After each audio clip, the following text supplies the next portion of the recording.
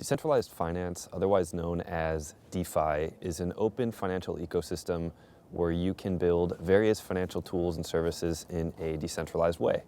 The point of DeFi is to give you full control over your assets, and it's made possible thanks to both blockchain technology and decentralization.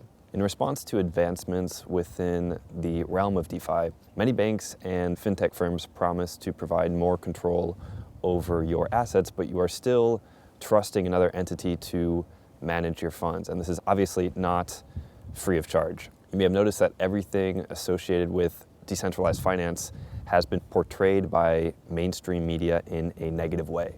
They only ever emphasize scandals, hacks, drops in price, and regulations. And this is because if you no longer have to use a bank to manage your funds and make transactions, banks no longer have the ability to earn passive income, and their whole business model is completely shattered.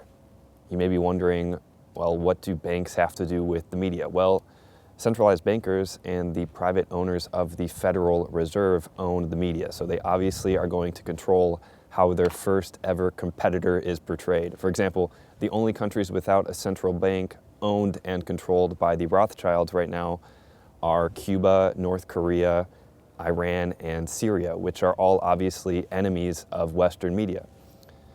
What they typically do is establish a bank in a country and make the country accept huge loans, which puts them in debt to the owners of the bank. If they don't accept the loan, you'll notice that the leader is usually either assassinated or the country will be invaded in the name of terrorism to establish this central bank. The US Federal Reserve is also part of this picture. The Fed is actually a privately owned company that is controlled by the Rockefellers, Rothschilds, and Morgans. It prints money for the US government, which pays them interest in return.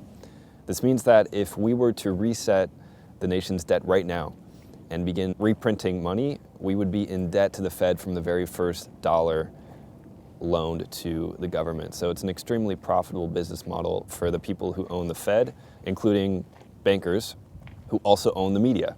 Since decentralized finance ruins their business model, they are obviously going to do everything within their power to ruin DeFi's image by only emphasizing events such as cryptocurrency value slumps, sell-offs, regulations, and scandals to ultimately have you associate it with fear and risk.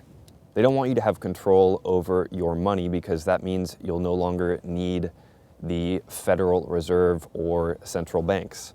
Andrew Jackson once proclaimed, "If the people only understood the rank injustice of our money and banking system, there would be a revolution before morning." Shortly after he said that, there was an assassination attempt on his life. Both Lincoln and JFK were conveniently assassinated while trying to rid the United States of banksters. There's a saying, you give a man a gun and he can rob a bank. You give a man a bank and he can rob the world. Decentralized finance takes the bank away.